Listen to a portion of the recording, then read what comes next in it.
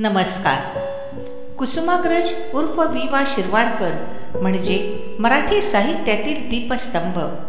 कविता, नाटक, कादंबरी, कथा, बालवाङ्मय अशा विविध साहित्य प्रकारात नवे विचार, नवी मूल्ये, नवनव्या कल्पना यांचा सातत्याने शोध घेणारे कवी कुसुमाग्रज हे साहित्यातील कोलंबस आहेत.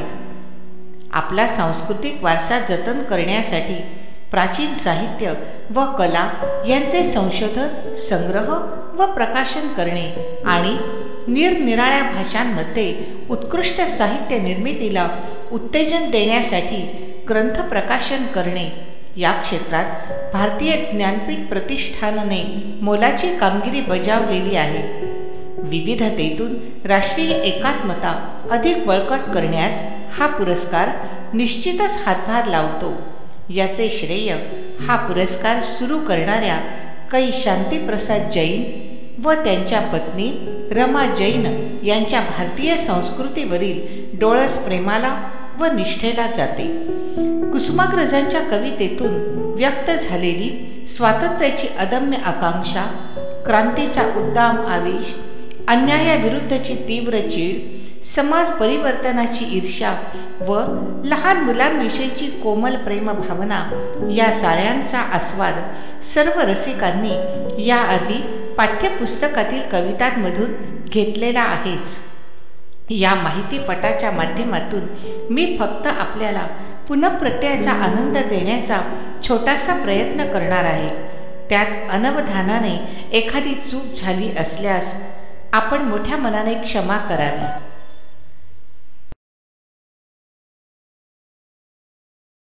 मराठी साहित्य विश्वातील ध्रुवतारा असलेले ज्येष्ठ व श्रेष्ठ साहित्यिक कुसुमाग्रज म्हणजे मराठी साहित्यातील ऋषितुल्य व्यक्तिमत्व. ज्ञानपीठ पुरस्कार हा भारतीय साहित्य विश्वातील महत्त्वाचा पुरस्कार आहे. हा सर्वोच्च पुरस्कार दिनांक 11 मार्च 1989 रोजी मुंबई येथील षण्मुखानंद सभागृहात कुसुमाग्रजांना प्रदान करण्यात आला. हा ज्ञानपीठ पुरस्कार 1974 साली वि. खांडेकरांना, 1989 साली वि. शिरवाडकर उर्फ कुसुमाग्रजांना, 2003 साली विंदा करंदीकरांना आणि आता 2015 साली भालचंद्र नेमाडे यांना मिळाला. या चारही दिग्गजांना मिळालेला हा भारतीय साहित्य क्षेत्रातील सर्वोच्च पुरस्कार म्हणजे मराठीचा गौरवच.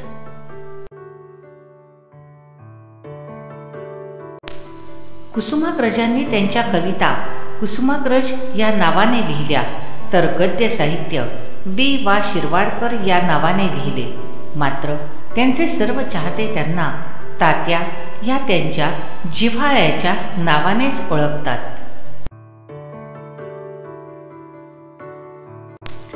काव्य, कादंबऱ्या, नाटके, एकांकिका, लघुकथा, ललित निबंध अशा विविध साहित्य प्रकारात तात्यांनी आपले लेखन लिहिले. ज्ञानपीठ पुरस्कारासाठी त्यांचे 1967 ते 1982 या काळातले साहित्य विचारात घेतले गेले. या काळात त्यांचे वादळवेल आणि छंदोमयी हे कविता संग्रह प्रसिद्ध झाले. जीवन लहरी हा त्यांचा पहिला कविता संग्रह 1933 साली प्रसिद्ध झाला. जीवन विषयक संशोधन हा कुसुमाग्रजांच्या प्रतिभेचा सुरुवातीपासूनचा धर्म आहे. हे त्यांच्या पहिल्याच काव्यसंग्रहाच्या जीवन लहरी या नावावरून व स्वरूपावरून सहज लक्षात येते. मानवाचे स्वातंत्र्य, मानवातील समानता, मानवाच्या जगण्याचा हक्क, सद्गुणांविषयीची मानवाच्या ठिकाणी अपेक्षिलेली दुर्दम्य ओढ त्यांच्या चिंतनातून कवितेला आकार येत जातो. त्यांची कविता सामाजिक, राजकीय जाणीवांना स्वीकारणारी आहे. कारण कुसुमाग्रजांच्या कवितेच्या नंदनवनात मानवतेला, स्वातंत्र्याला, करुणेला, सामाजिक परिवर्तनाला अनन्यसाधारण स्थान मिळालेले दिसते.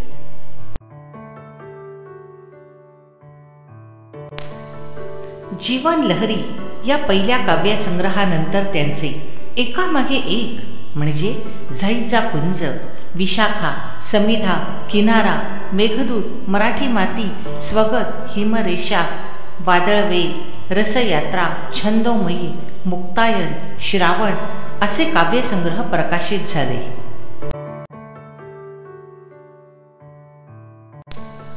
तात्यासाहेब सुमारे 1930 पासून कविता करत होते.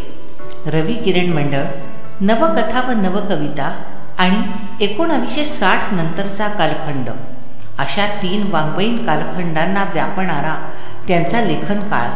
या काळात अनेक साहित्य प्रवाह बहरले व ओसरले, पण कुसुमाग्रजांच्या कवितेचे वैशिष्ट्य हे की त्यांची कविता आजही ताजी व टवटवीत राहिली आहे.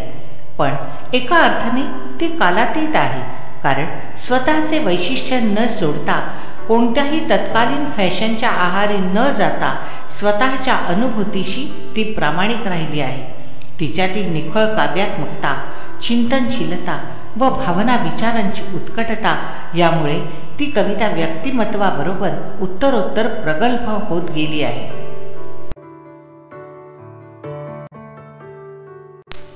वादळवेलमध्ये त्यांचे हे जीवन चिंतन अगदी आरंभीच, म्हणजे पहिल्या 2 ओळीतून, म्हणजे अखेर माझे जीवन म्हणजे माझे कळणे, तिमिरही माझा, दिवाही माझा, माझे जळणे अशा स्वरूपात सुरू होते.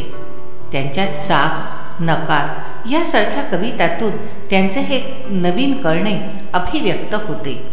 परमेश्वराशी केलेला मनमोकळा संवाद हा वादळवेलमधील कवितांचा एक विशेष म्हणता येईल. परमेश्वराचा हात सोडून एखाद्या बालकाप्रमाणे स्वैरपणे दूर जाणारा कवी इतका दूर जातो की त्याला परमेश्वर दिसत नाही. या जत्रेत की संसारात आपण स्वतःला सर्वस्वासह विकून बसल्याची कबुलीही कवी परमेश्वराला देतो. आपण असे दुनियेच्या जत्रेत रंगत असतो. रंगून परमेश्वराला दूषणे देत असलो तरी परमेश्वराला मात्र त्याचा राग येत नाही, अशी कवीची भावना आहे.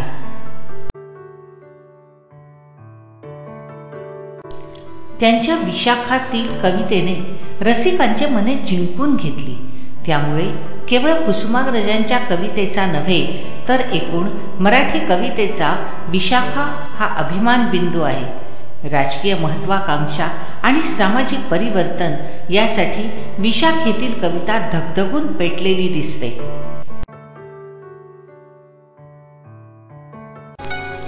1962 साली चीनी आक्रमणाने खवळून उठलेली अस्मिता आणि समाजाचा प्रक्षोभ कुसुमाग्रज, बर्फाचे तट पेटून उठले सदन शिवाचे कोसळते, रक्त आपुल्या प्रिय आईचे शुभ्र हिमावर ओघळते, हिमरेषामधील आवाहन कवितेतून व्यक्त करतात.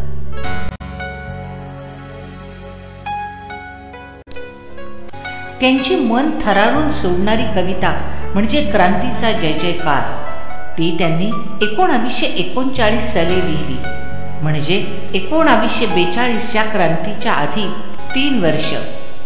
गरजा जय जयकार क्रांतीचा, गरजा जय जयकार, अनवज्रांचे छातीवरती घ्या झेलून प्रहार, श्वासांनोचा वायू संगे ओलांडून भिंत, अन आईला कळवा आमच्या हृदयातील खंत.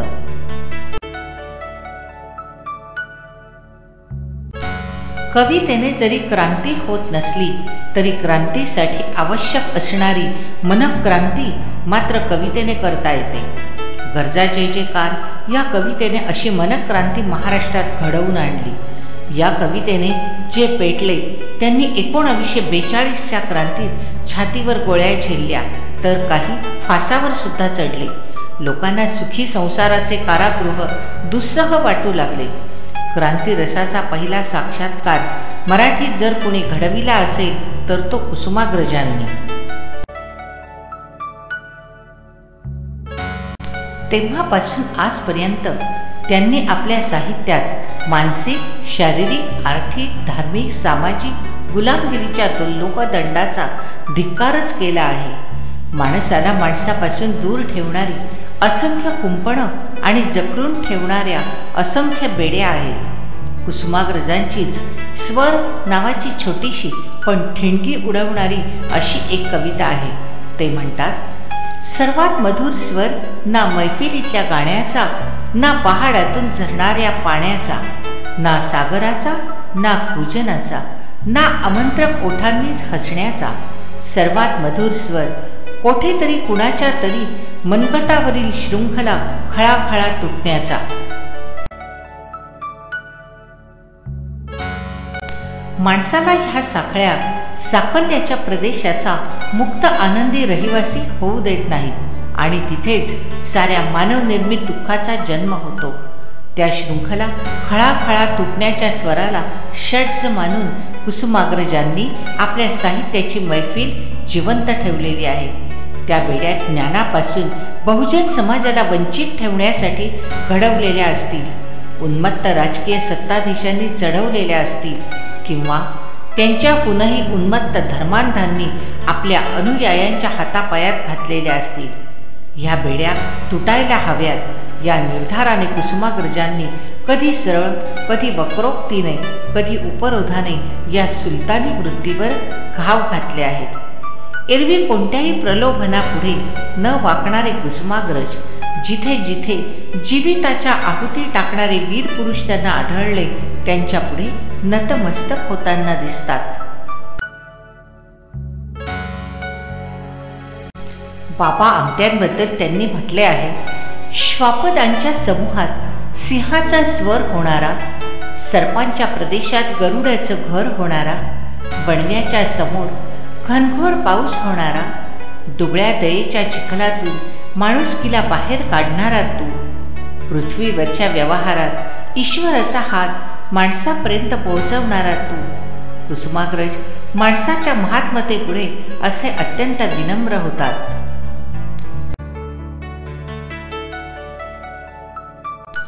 ज्योतिबा फुल्यांसारख्या महात्म्याचं स्मरण केवळ त्यांच्या जयंती मयंतीला नामस्मरणाचा सरकारी किंवा निमसरकारी समारंभ उरकून संपन्न केला जातो तेव्हा संतापाने उपाळून येऊन ते म्हणतात, ज्योतिराव, तुमच्या हातातला आसूड असा क्रोधाने उगारू नका. तुमचं सारं सत्य शोधन कोळीश टाकासारखं चढून बसलं आहे. तुम्ही दिलेले प्रकाश किरण सत्ता लालसेच्या गटारात आम्ही फेकले आणि तुम्हाला केले फक्त भोई. पण एक लक्षात ठेवा ज्योतिराव, तुम्ही आता फक्त पुतळा आहात. पुतळ्यांना अधिकार नसतो संतप्त होण्याचा, भोवतालच्या व्यवहारात उतरण्याचा. त्यांना अधिकार असतो फक्त जयंती मयंतीच्या हारांचा आणि एरवी काकादी पक्षांच्या विष्टाप्रधान सहवासाचा.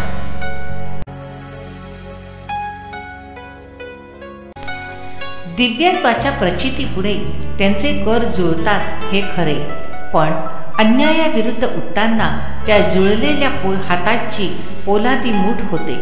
वज्रादपी कठोर आणि मृदुनी कुसुमादपी वर्णन लोकोत्तर पुरुषांप्रमाणे कुसुमाग्रजांच्या लोकोत्तर प्रतिभेलाही लागू होते.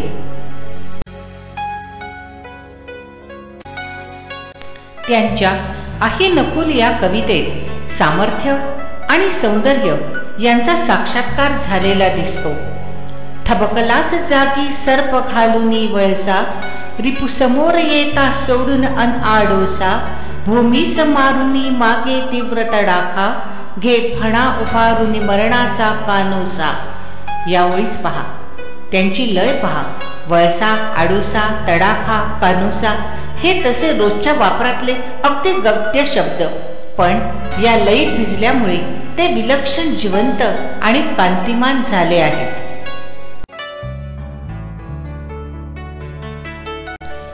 त्यांच्या कोलंबसाचे गर्वगीत या कवितेतील हजार जिव्हा तुझ्या गरजू दे प्रतिध्वनीने त्या सागरा डळमळू दे तारे, किंवा अनंत अमुची ध्येयासक्ती अनंत अन आशा किनारा तुला पामराला या ओळींनी तर सर्वांना जीवनमंत्रच दिला आहे. त्यांची ही चित्रशैली पाहिल्यावर तिला संग्राम सामर्थ्यच काय ते साधते असे वाटेल, पण तसे नाही. ती योग्य वेळी कोमल उदासह्य होऊ शकते. लावण्यवतींचा येथ सालस विलास, मदिरेत माणका परी तरारे फेस, परिस्मरती आणिक परती व्याकुळ केव्हा, ते उदास डोळे त्यातील करुण विलास, अशी करुण उदास कविताही ते लिहू शकतात. क्षणोक्षणी उदास व्हावं, उद्विग्न व्हावं अशासारखी आज परिस्थिती आहे. या परिस्थितीचं वर्णन करताना आपल्या हिम्मत या कवितेत ते म्हणतात, बातमी ऐकलीत ना, राजधानीतील सिंहासनाचे सिंह राजकारणाला वैतागून जंगलात पळून गेले आहेत आणि आता शोध जारी आहे अन्य प्राण्यांचा. तसे अर्जदार खूपच आहेत, पण कुंभाराच्या सेवेला भेटलेले दोघे जण आत्मविश्वासाने सांगताहेत, फक्त आम्हीच. कारण वृत्तपत्रांचे अंक त्यातील अग्रलेखांसह चावून गिळण्याची आणि पचवण्याची हिम्मत फक्त आमच्यातच आहे. कवी चौपाटीवर उभ्या असलेल्या लोकमान्य टिळकांच्या पुतळ्याकडे पाहून सहजपणे लिहून जातो, ती धीट मराठी मूर्ती कणखर ताट, आदळतो जीवर अजून पश्चिम वाट, ती अजिंक्य छाती ताठर अनरणशील, जी पाहून सागर थबके परते आत.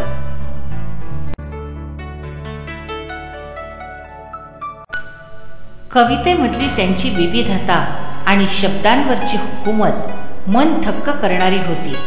पृथ्वी सूर्याभोवती फिरते हे भौगोलिक सत्य आहे.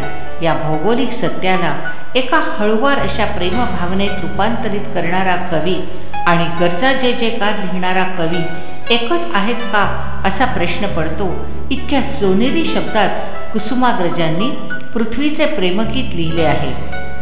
युगा मागुनी चालली रे युगेही, करावी किती भास्करा वंचना, किती काळ कक्षेत धावू तुझ्या मी, कितीदा करू प्रीतीची याचना.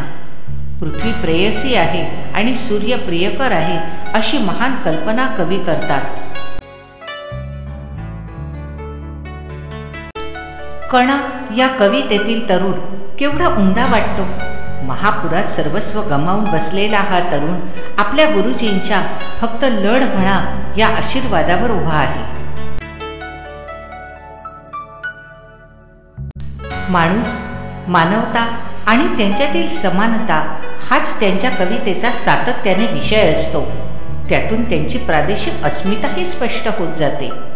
माझ्या मराठी मातीला नका म्हणू ही न दिन, स्वर्ग लोकाहून थोर मला हिचे महिमान. तसेच माझ्या दरिद्री मातीचा नका करू अवमान, हिच्या दारिद्र्यात आहे भविष्याचे वरदान. किंवा माझ्या मराठी मातीचा लावा ललाटास टिळा, हिच्या संगे जागतील माय देशातील शिळा. मराठी माती, मराठी भाषा, महाराष्ट्र यांच्याविषयीचा सार्थ अभिमान त्यांच्या कवितेतून व्यक्त होतो. त्याचा परिणाम वाचकांवर होतो. त्यातून वाचकांना आश्वासकता मिळते, आत्मप्रतिष्ठेचे बळ मिळते. मराठी मातीविषयी त्यांना अतिशय प्रेम. स्वातंत्र्याच्या सुवर्ण महोत्सवात त्यांनी स्वातंत्र्य देवीची विनवणी ही कविता लिहिली. हा फटका आहे. त्यात भाषा मरता देशही मरतो, संस्कृतीचाही दिवा विझे असा इशारा ते देतात. राजकीय दृष्ट्या देश स्वतंत्र झाला, पण अजून सर्व प्रकारच्या गुलामगिरीचे लोकदंड तुटले नाही. म्हणूनच तर स्वातंत्र्य देवतेवर भारतीय नागरिकांची विनवणी करण्याची पाळी आली ना. त्यांच्यासाठी रात्रीच्या गर्भात लपलेला सूर्योदय उगवलाच नाही, ही कुसुमाग्रजांची खंत होती.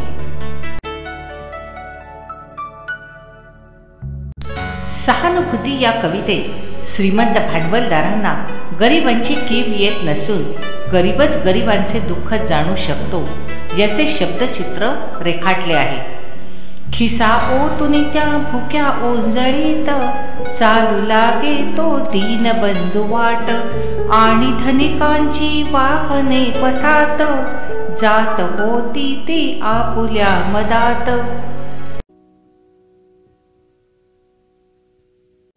तर मातीची दर्पोक्ती मध्ये ते म्हणतात, स्वामित्व जगाचे अखेर अमुच्या हाती, मातीवर चढणे एक नवा थर अंती.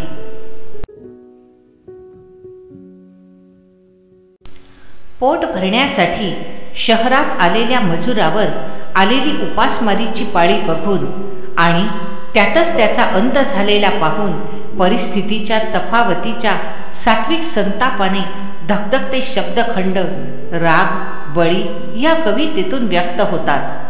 समाजातील असंतोषाचे दारुण चित्रण लिलाव मध्ये उमटलेले आहे. सावकाराने दरिद्री अज्ञानी शेतकऱ्यांची चालवलेली बेसुमार लूट आणि स्त्रीच्या चारित्र्याचा व शिलाचा मांडलेला लिलाव याचे हृदयद्रावक चित्रण कुसुमाग्रजांनी रेखाटले आहे. भारताला स्वातंत्र्य मिळालं म्हणून हरखून जाणारे कविमन फाळणीच्या दुःखाने विदीर्ण होऊन जाते. निर्वासितांच्या स्थलांतराने दुःखी कष्टी होते. फेरीवाला, कायदा, एकच गाडी, वेगवती, अनामिकास या किनारा काव्यसंग्रहातील कविता यातूनच जन्माला आल्या. अहिंसेच्या मार्गाने जे स्वातंत्र्य महात्माजींनी भारताला मिळवून दिले त्यांची अखेर घातपातात झाली.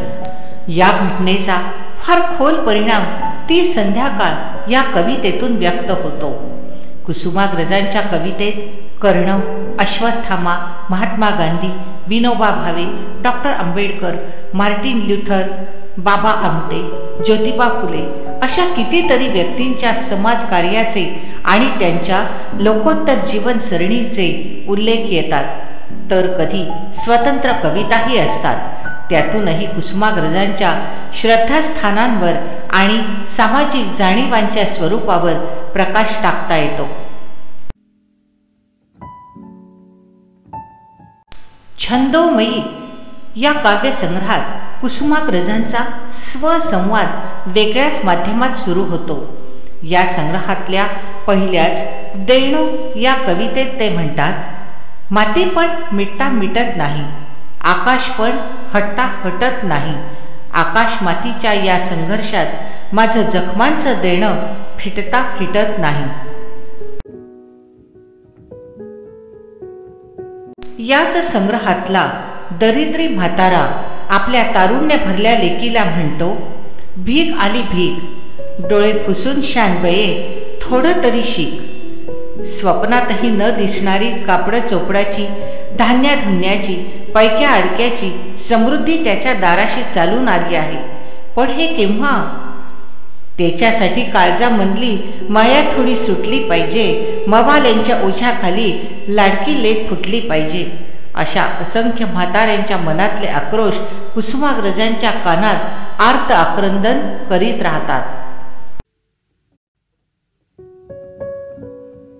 विशाखा, किनारा या कविता संग्रहांनी गाजलेल्या कुसुमाग्रजांनी आपल्या बालकवितांनी मराठी बालवाङ्मयात मोलाची भर टाकली आहे.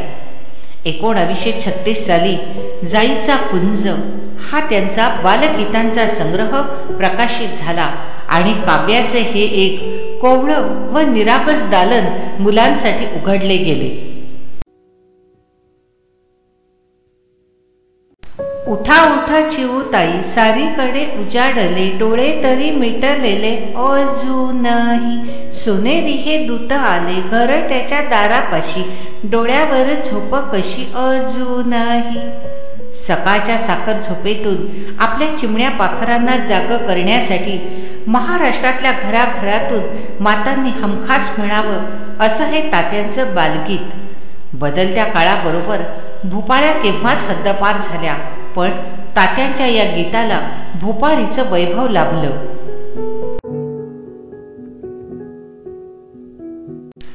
जाईच्या कुंजच्या प्रस्तावनेत तात्या म्हणतात, लहान मुलांची जगाकडे पाहण्याची दृष्टी निराळी, निरभ्र, सलस आणि उथळ असते. त्यांच्या दृष्टीने पाटाचा उपयोग शेतीपेक्षा गुडघाभर पाण्यात उभे राहून आत खेळण्यासाठीच अधिक असण्याचा संभव असतो. ही विशिष्ट भूमिका घेऊन लिहिलेली गीतेच त्यांना समजू शकतात. लहान मुले म्हणजे मोठ्या माणसाची छोटी आवृत्ती. या पारंपरिक विचारसरणीला छेद देऊन त्यांनी बालगीते लिहिली. टिळक, दत्त, बालकवी, तांबे या यशस्वी बालगीते लिहिणाऱ्या दिग्गजांच्या श्रेय नामावलीत तात्यांचे नाव सन्मानपूर्वक विराजमान झाले आहे. जाईचा कुंज मध्ये चिवताई, पक्षी, लपंडाव, दिवाळी, बाहुली, मोत्या, चिनी फेरीवाला, आगगाडी, फुलपाखरे असे सारे बालगोपालांचे आवडीचे विषय आले आहेत. जाईच्या कुंजातील विषयांपेक्षा श्रावणमधील गीते, बालगीते केवळ बडबड गीते न राहता बालांना विविध व्यापक विषयाकडे नेताना आढळतात. श्रावणमधील शब्दांचा सफाईदारपणा लक्षणीय आहे. आवडतो मज अफाट सागर अथांग पाणी निळे, निळ्या जांभळ्या जळात केशर सायंकाळी मिळे. बालगीतातील भाबडेपणाबरोबरच सावधपणा किंवा चतुराई सुद्धा या कवितेत आलेली दिसते. तुफान केव्हा भांडत येते सागरही गरजतो, त्यावेळी मी चतुरपणाने दूर जरा राहतो. आणि केवळ चिवकाऊच्या स्वप्नात रमणारी कविता अधिक स्मार्ट झाल्याचे जाणवते. जाईच्या कुंजमध्ये मुलांची दृष्टी उथळ असते असे म्हणणारे तात्या श्रावणमध्ये मुलांची दृष्टी बदलत्या काळाबरोबर अधिक सखोल झाली आहे हे जणू मान्य करतात आणि या चतुर चिमुरड्यांना दूरचे देश पाहायला जायचे वेध लागले आहे हे मान्य करतात. संथ सावळी दिसती केव्हा क्षितिजावर गलबते, देश दूरचे बघावयाला जावेसे वाटते. नव्या सुधारणा, विज्ञानाची चाहूल, शिक्षणाचा प्रसार आणि याबरोबरच बालांच्या भावविश्वात झालेला बदल श्रावणमधील कविता टिपताना दिसते. कुमारांसाठी तात्यांनी कुमार हे मासिक दिले. जुलै 1961 मध्ये सुरू झालेल्या कुमारने आता 50शी ओलांडली. तर करुणा करा करुणा तुझी असता मला भय कोठले, मार्गावरी पुढती सदा पाहीन मी तव पावले. तात्यांच्या करुणाकर लेखणीतून स्त्रवलेली सर्वात्मका शिवसुंदरा ही नितांत सुंदर प्रार्थना प्रथम किशोर 1975च्या दिवाळी अंकासाठी लिहिली गेली. जाईचा कुंज मधील चिवताईच्या दाराशी सोनेरी दूत येतात. सोनेरी हे दूत आले घरट्याच्या दारापाशी आणि हेच दूत स्वप्नांची समाप्तीमध्ये पुन्हा अवतरतात. क्षितिजाच्या पलीकडे उभे दिवसाचे दूत.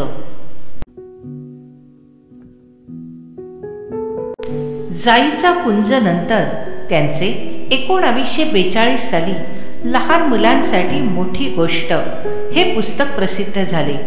या कथेत बालांना हवं ते सर्व आहे. जादूची होडी, राक्षस, महाल, म्हातारा जादूगार आणि शेवटी कथानायक दिलीपचा विजय. कथेतला जादूगार चांगला आहे.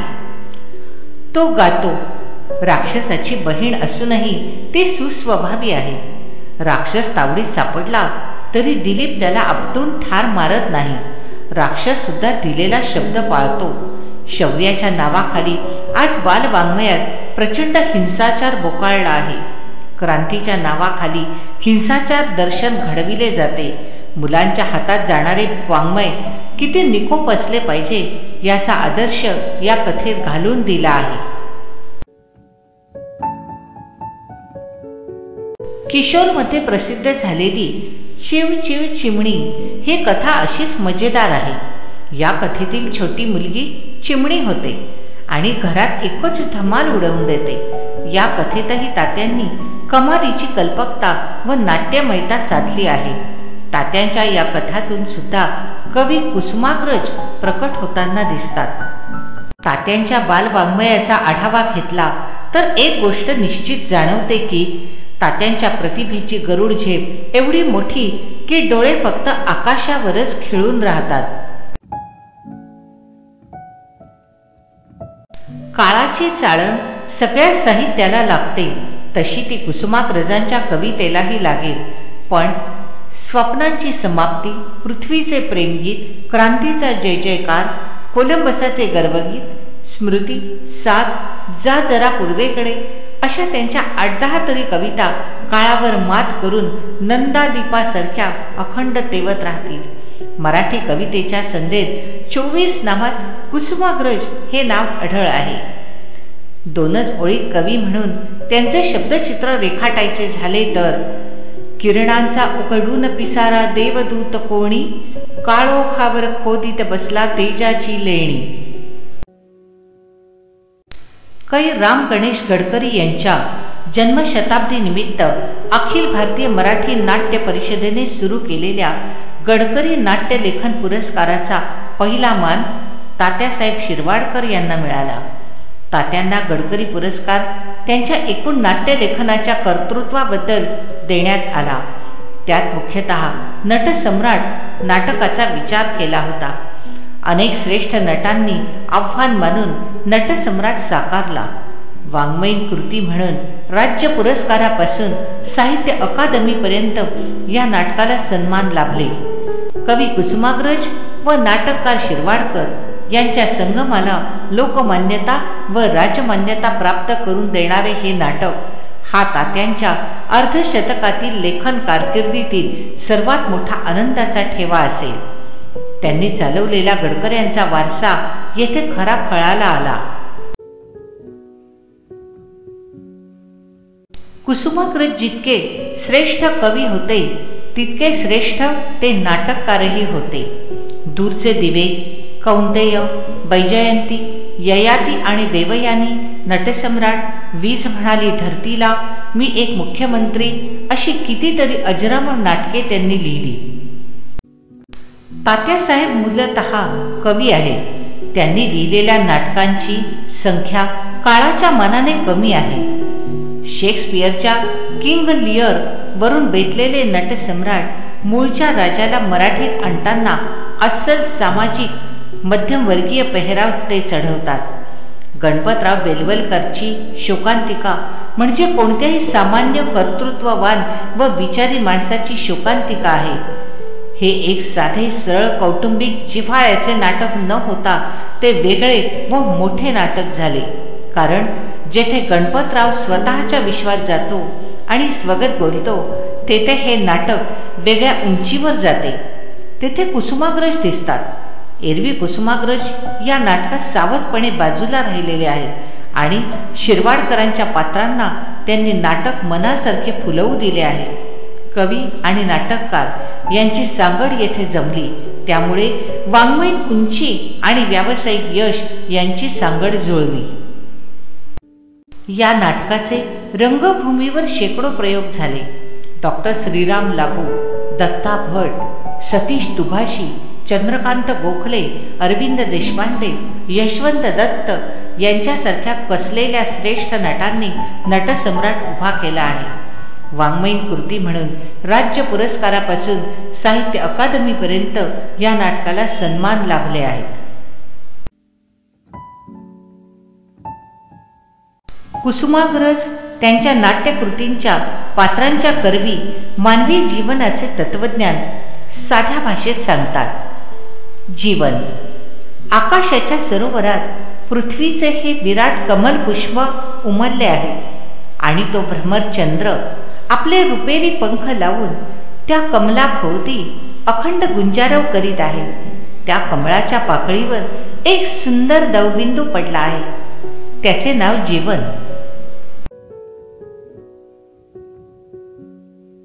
माणूस किती जगतो हे महत्वाचे नाही, कसे जगतो हे महत्वाचे आहे. 100 फुटांच्या वाळवंटापेक्षा 10 फुटांची फुलबाग चांगली. किंवा सूर्याचे दुःख कोणते तर त्याला काळोख पाहता येत नाही. सोन्याचे दुःख कोणते तर त्याला संत सहवास मिळत नाही. कवीचे दुःख कोणते तर त्याला सांगायचे ते कधीच सांगता येत नाही. अजून पृथ्वी सूर्याभोवती फिरत नाही, ती रुपयाच्या नाण्याभोवती फिरते.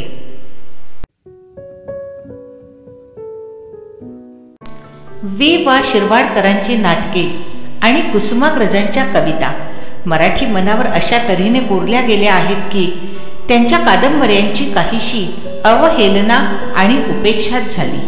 सामान्यतः आदर्शवादी आणि स्वच्छंदतावादी वृत्तीच्या कुसुमाग्रजांसारख्या लेखकाला वास्तववाद हे प्राणभूत वैशिष्ट्य असलेल्या कादंबरी प्रकारापेक्षा कविता आणि नाटक हे वाङ्मय प्रकार अधिक स्वभावानुकूल वाटले तर ते स्वाभाविकच आहे. त्यांनी साधारणतः एकूण 3च कादंबऱ्या लिहिल्या: वैष्णव, जान्हवी आणि कल्पनेच्या तीरावर. 1942चे स्वातंत्र्य आंदोलन ही वैष्णव कादंबरीची पार्श्वभूमी. या कादंबरीत शिरवाडकरांना मुख्यतः 2 गोष्टी प्रस्तुत करावयाच्या आहेत. महात्मा गांधींच्या अवर्णनीय प्रभावाच्या आकर्षण कक्षेत भारतातले 200-250 लोकवस्ती असलेले मुरादवाडी गाव आणि त्यातला एक सामान्य प्राथमिक शाळेतील शिक्षक कसा ओढला गेला, तसेच तत्कालीन राजकीय वातावरण, आत्मोत्सर्गाची वृत्ती, जनतेच्या स्वभावाचे अंग कशी बनली होती याचे प्रभावी चित्रण शिरवाडकरांनी केले आहे. दुसरी गोष्ट म्हणजे एका सामान्य शिक्षकाच्या स्वभावामध्ये आणि एकूण व्यक्तिमत्वामध्ये मूलगामी परिवर्तन कसे झाले आणि या परिवर्तनाची मुळे भारतीय वैष्णव संस्कारात कशी रुजली होती याचे प्रभावी दिग्दर्शन या कादंबरीत त्यांनी केले आहे.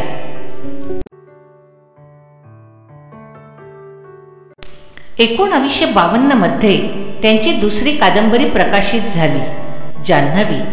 अरविंद घोष एक वेळचे क्रांतिकारी, पण ते तुरुंगात गेले आणि कायापालट होऊन बाहेर आले. ते अध्यात्ममार्गी झाले. तशीच काहीशी स्थिती या कादंबरीतल्या महंतांची आहे.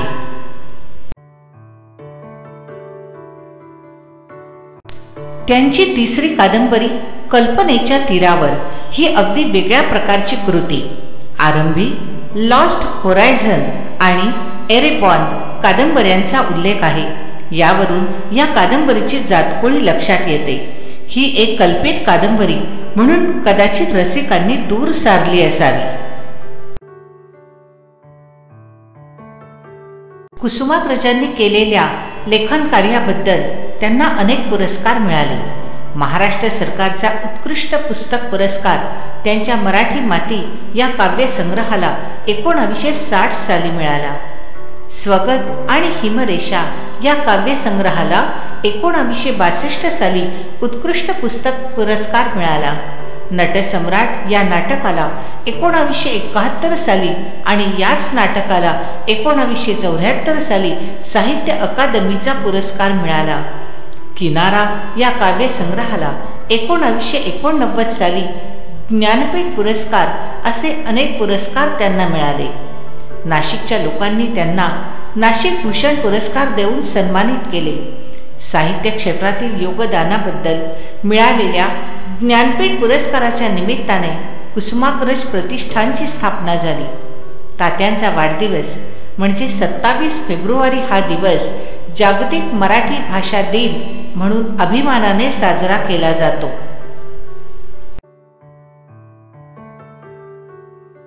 दिनांक 10 मार्च 1999 महाराष्ट्राचे वैभव लोकले.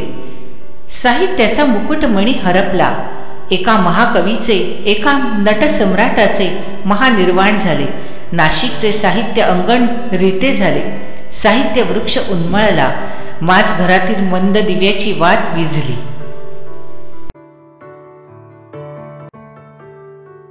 भारत सरकारने 2003 साली त्यांच्या नावाचे तिकीट काढून त्यांचा सन्मान केला. स्वच्छ अवकाशात आपण अगणित ताऱ्यांचे दर्शन घेतो. या मनोहारी नभांगणातील एक तारा आता कविवर्य कुसुमाग्रज यांच्या नावाने ओळखला जातो. हा तारा कुसुमाग्रजांच्या 85व्या वाढदिवसापासून कायमचा कुसुमाग्रज तारा म्हणून अखिल विश्वात ओळखला जातो. या कवीचे नाव आकाशातील एका ताऱ्यावर कोरले जावे हा अगदी काव्यात्मक न्याय झाला. रसिकांच्या हृदयात कुसुमाग्रजांचे स्थान आढळ आहेच. ज्ञानपीठाने तर त्यावर शिक्कामोर्तब केलं.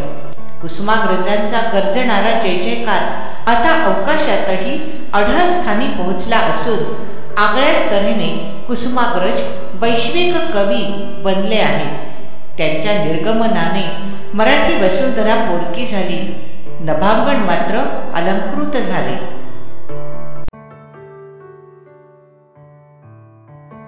तात्यांचा वाढदिवस म्हणजे 27 फेब्रुवारी हा दिवस जागतिक मराठी भाषा दिन म्हणून साजरा केला जातो. जागतिक मराठी दिनानिमित्त मराठीची प्रतिज्ञा घेऊ. मराठी माझी मातृभाषा आहे. इतर भाषा या मराठीच्या भगिनी आहे. मराठी व इतर सर्व भाषांवर माझे प्रेम आहे.